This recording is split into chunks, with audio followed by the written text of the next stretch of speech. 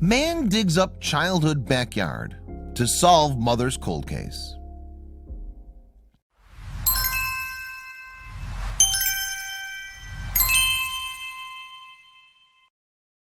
When Aaron Fraser began to renovate the backyard of his old family home in December 2014, he never expected to unearth a life-changing discovery.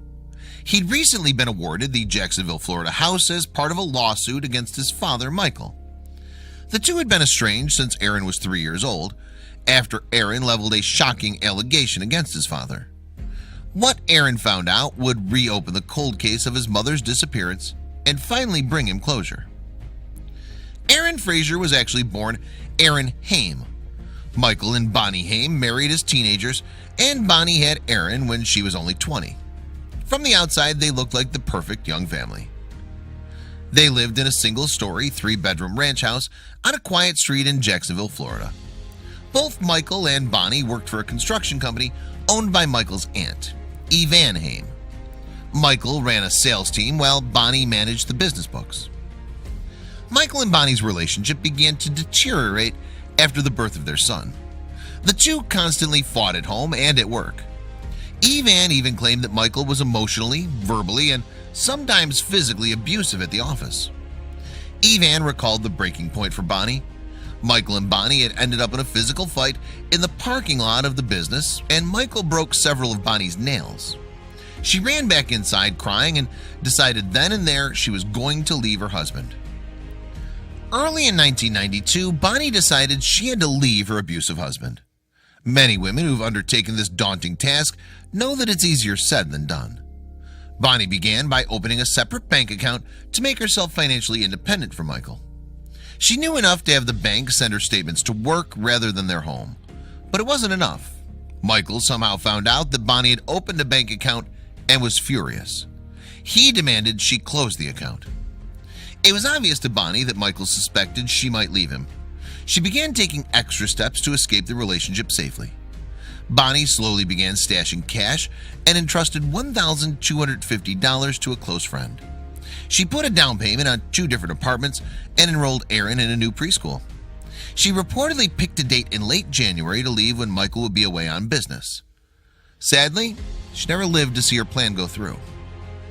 On the evening of January 6, 1983, Bonnie returned home from work at around 7:30 p.m.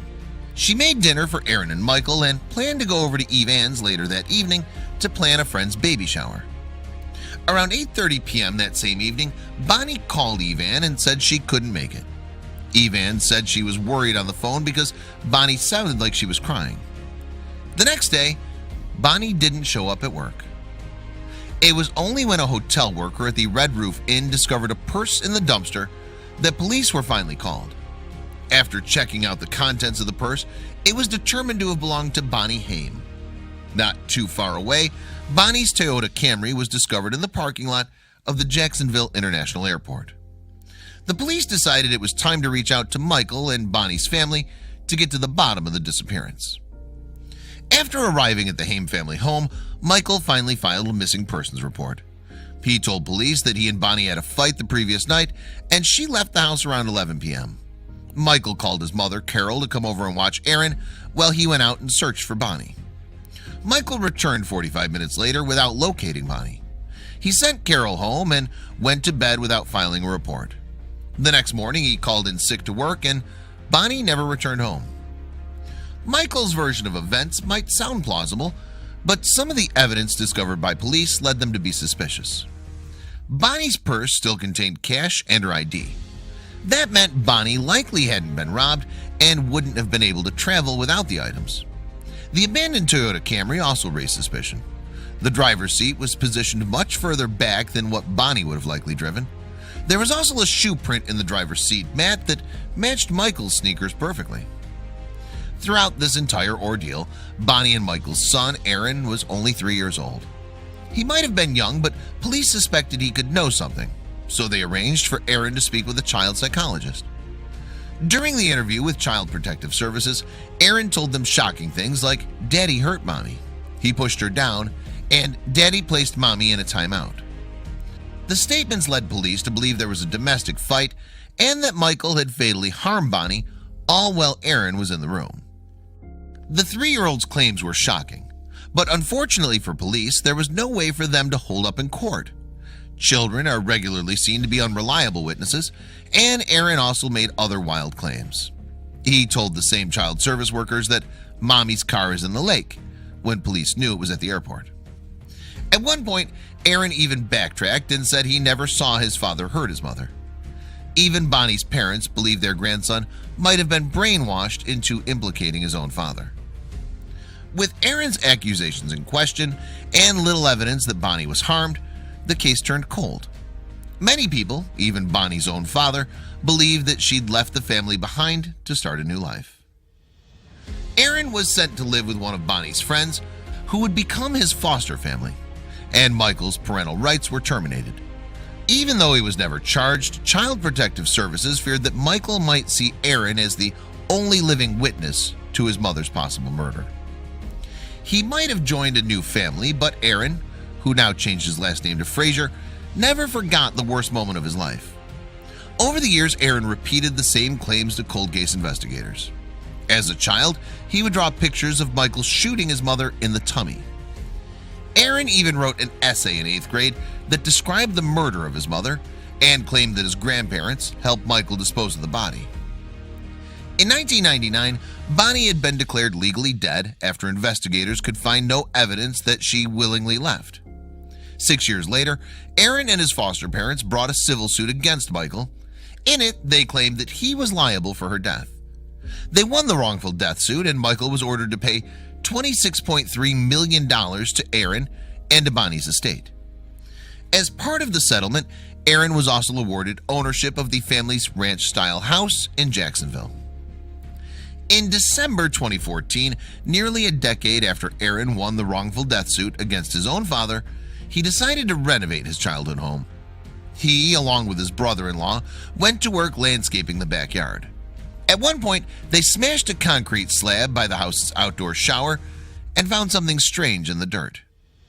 Aaron kept digging and found a plastic bag with what appeared to be a coconut inside. Then the two men noticed that the coconut had teeth and eye sockets. It was a skull. Finding human remains would be shocking for anyone, but for Aaron it finally connected the pieces of a family mystery. In August 2015, Jacksonville investigators confirmed that the skulls and other contents in the bag belonged to Bonnie Haim. Investigators had searched the property multiple times before Aaron took a sledgehammer to it, but he'd found nothing. Interestingly, when Michael had leased the home out in 2000, he had specifically told the renters they could not do any landscaping or dig in the yards. With the discovery of Bonnie's remains, Aaron's claims from the past 2 decades finally began to add up. One of the items found buried with Bonnie was a .22 caliber shell. At the time of her disappearance, Michael owned a .22 caliber rifle. Finally, on August 24, 2015, Michael Haim was arrested and charged with the murder of his wife Bonnie. He was extradited from North Carolina to Jacksonville, where he pleaded not guilty to the charges. His trial began on April 8, 2019, but a guilty verdict wasn't going to be easy. In their opening statements, Michael's defense attorneys agreed that the remains were Bonnie's, but that there was no evidence or proof that Michael was the one to kill her. They placed blame on a sloppy police investigation and called into question many witnesses. One major problem facing prosecution was Aaron's testimony. The defense team tried to petition the court to block Aaron's original statements from when he was a child, arguing that they'd been contradictory. The judge allowed the testimony to go through, but Aaron's credibility and memory was still a key factor in the trial. The defense even mounted an extensive cross-examination of the original child services worker who interviewed 3-year-old Aaron, claiming she was inexperienced. Aaron's credibility isn't the only one being questioned in the Michael Haim trial. One former tenant of the house testified that it was possibly being haunted. According to the women, candles would mysteriously light on their own, and mattresses would appear blood-soaked one minute and clean the next. 2 jailhouse informants also took the stand, claiming that Michael had confessed to killing Bonnie. One even said he feared for his own safety. Still, jailhouse informants are notoriously unreliable in criminal court. Whatever the outcome of the trial is, Bonnie's family is just happy that they'll finally receive some closure. While Michael still maintains his innocence, Aaron has still maintained the credibility of his memory. In March 2019, Bonnie's sister Elizabeth posted to Facebook that the trial is going to rip off bandages and expose us to things we had long ago pushed to the back of our memories, but acknowledged that sometimes we have to rip off bandages to really begin to heal.